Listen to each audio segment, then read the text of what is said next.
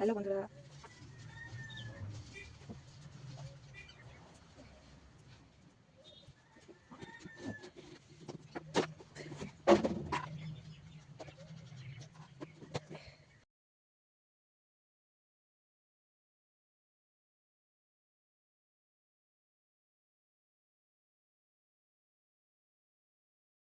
সেটাকে ভালো করে সেদ্ধ করে নেবো। সেদ্ধ হয়ে গেছে, আমি বলতেছিলাম অনেকক্ষণ সেদ্ধ হয়ে গেছে। এবার এটাকে আমি নামিয়ে নেবো। নামিয়ে নিয়ে পানিটা ঝরিয়ে নেবো। এবার এটা পেঁয়াজ দেবো, কাঁচা লঙ্কা কুচি দেবো, ধনে পাতা দিয়ে দেবো, আদা রসুন বাটা, একটু লবণ দেবো, হলুদ দেবো,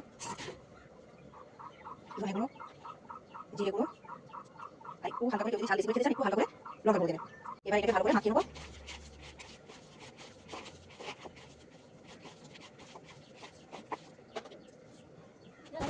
হয়ে গেছে। এটা এবার সজনে ফুল দেবো, সজনে গাছের ফুল দিয়ে ভালো করে আগে একটু মাখিয়ে নেবো।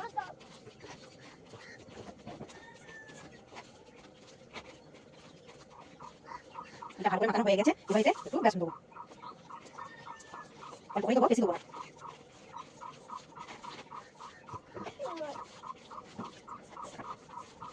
এটা ভালো করে মাখানো হয়ে গেছে। এবার ভাজা পালা, এবার ভাজবো এইটাকে। এবার ভাজিয়াটাকে ভাজবো। তেল দিয়ে দিলাম, তেলটা একটু গরম হতে দেবো। তেলটা এবার গরম হয়ে গেছে। এবার আস্তে আস্তে করে ভাজিয়াগুলোকে এরকম করে ভাজতে দেবো।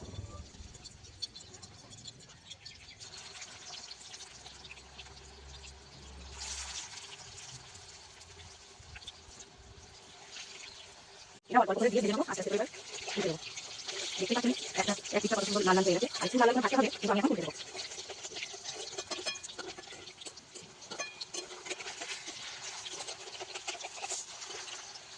আমাদের লাল লাল করে এদিকে করে ভাজা হয়ে গেছে। এটা আমি তুলে নেবো।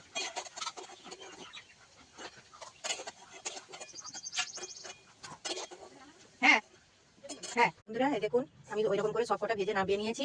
আজকে বেশি কিছু রান্না করিনি। আজকে পুঁই শাক দিয়ে, আলু দিয়ে, সিমের দানা দিয়ে, ছোট ছোট চিংড়ি মাছ দিয়ে এটা একটা তরকারি করেছি। আর সজনে গাছের ফুল দিয়ে এটাও একটা ভাজিয়া তৈরি করেছি। আর কিছু করিনি। আপনারা সবাই ভালো থাকবেন, সুস্থ থাকবেন, আর আপনারা সবাই আমার সাথে থাকবেন।